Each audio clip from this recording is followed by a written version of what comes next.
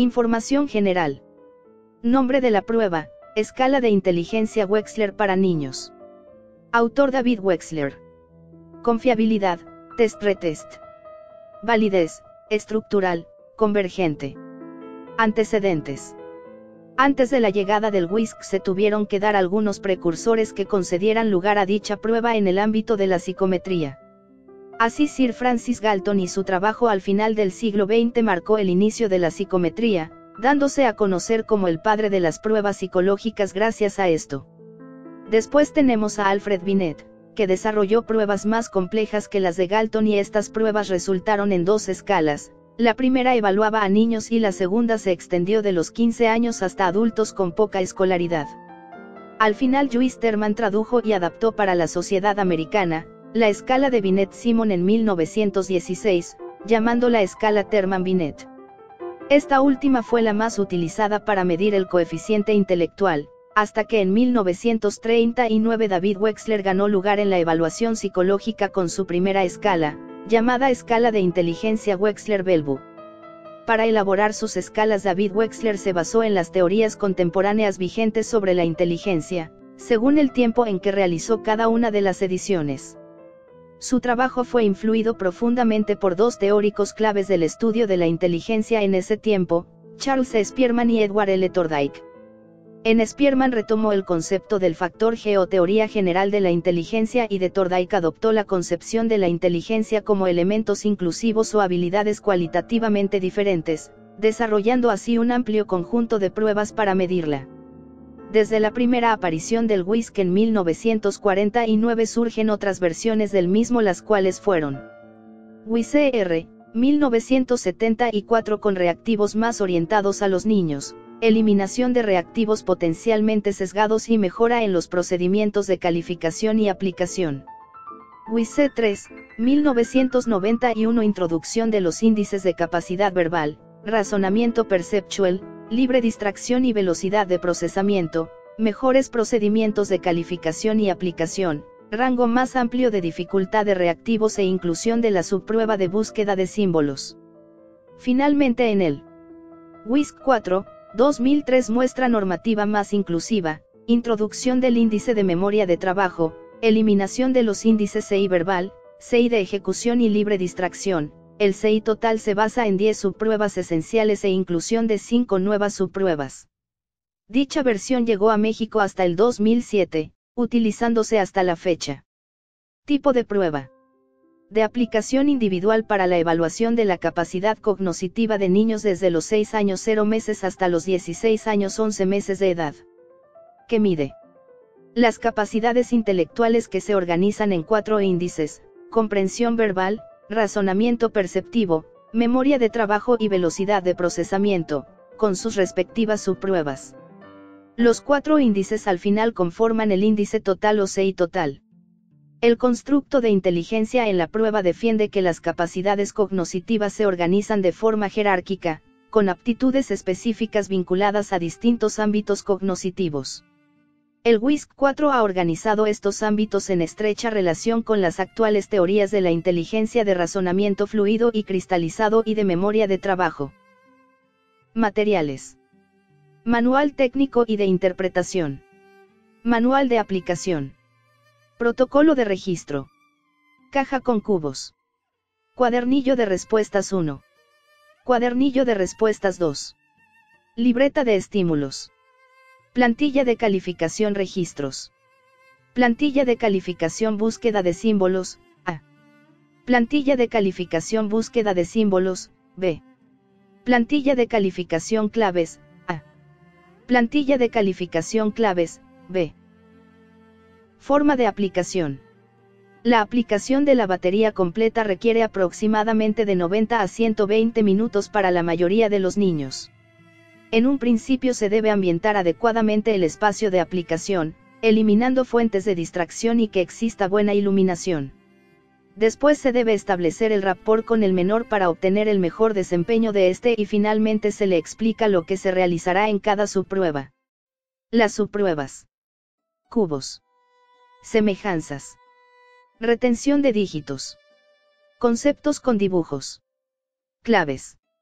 Vocabulario. Sucesión de letras y números. Matrices. Comprensión. Búsqueda de símbolos. Figuras incompletas. Registros. Información.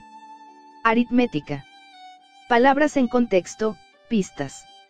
La aplicación de pruebas suplementarias además de las esenciales, garantiza mayor cantidad de información al conocer las capacidades intelectuales del niño. En algunas situaciones se puede elegir la sustitución de una prueba esencial con una suplementaria. Solo se permite una sustitución para cada puntuación de índice y máximo 2 en la totalidad de la prueba. Se debe tener en cuenta que en cada subprueba tenemos puntos de inicio, reglas de inversión y de discontinuación que nos sirven para acortar el tiempo de evaluación y evitar la fatiga o aburrimiento innecesario por parte del niño. Puntos de inicio indica dónde comienza la subprueba según la edad. Reglas de inversión, ayuda a determinar cuándo se deben aplicar reactivos anteriores al punto de inicio apropiado para la edad del niño. Regla de discontinuación, indica cuándo acabar la subprueba. En algunos casos utilizamos el cronometraje para considerar el desempeño del niño con base en sus respuestas correctas. No en todas las pruebas es necesario. De igual forma tenemos los reactivos de verificación de aptitudes para asegurar que se tienen las habilidades requeridas para completar las tareas. Y los reactivos de enseñanza y de práctica, que ayudan a familiarizar al niño con las tareas novedosas, asegurarse de que entiende los requisitos de la tarea y ayudarlo a tener el mejor desempeño posible en la subprueba. Interrogatorio, indicaciones y repeticiones son puntos diseñados para aclarar las respuestas del niño, para recordar la tarea de la subprueba y para maximizar el desempeño respectivamente. Cuando se registran las respuestas se debe indicar si se interrogó al niño, si se repitió el reactivo o simplemente no se respondió, realizando esto con las abreviaturas respectivas. Forma de calificación. Cada subprueba tiene una forma de calificación, misma que viene detallada en el manual de aplicación. Sin embargo, a continuación daremos las pautas generales para la calificación de la prueba. En primer lugar tenemos la utilización de las respuestas muestra, mismas que vienen en las subpruebas de comprensión verbal. Las respuestas vienen listadas en cada subprueba y se compararán con lo dicho por el niño para así puntuar de una u otra forma las contestaciones y registrarlas.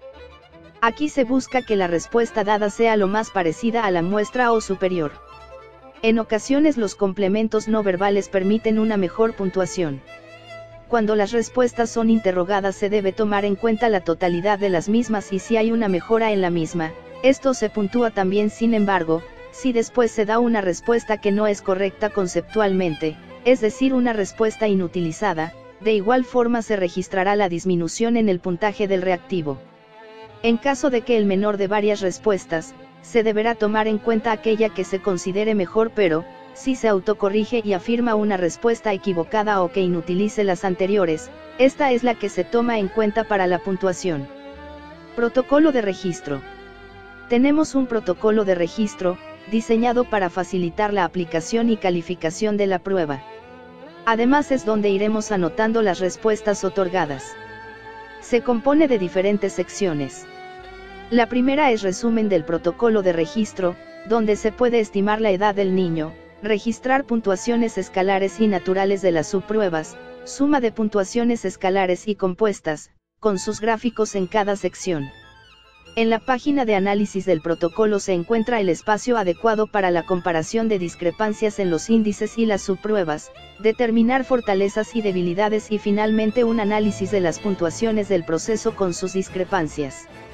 La tercera página del protocolo de registro permite anotar las observaciones conductuales durante la prueba e información pertinente con respecto a nuestro sujeto.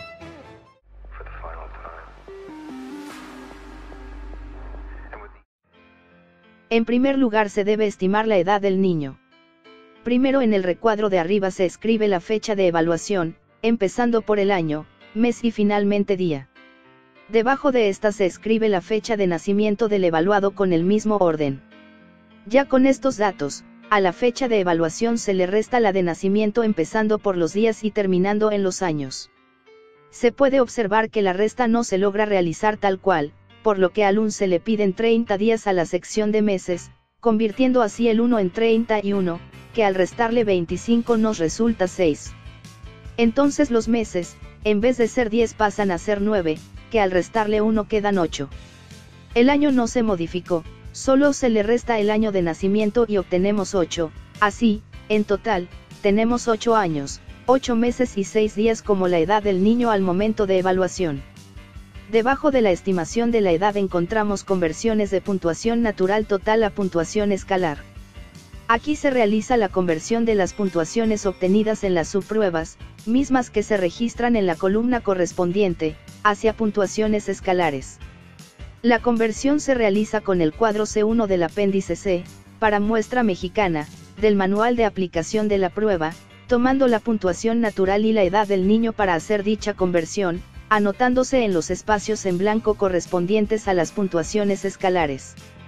Los recuadros con paréntesis se toman en cuenta solo si es necesaria una sustitución y tendrán sus reglas, de lo contrario no se toman en cuenta para la suma de las puntuaciones escalares.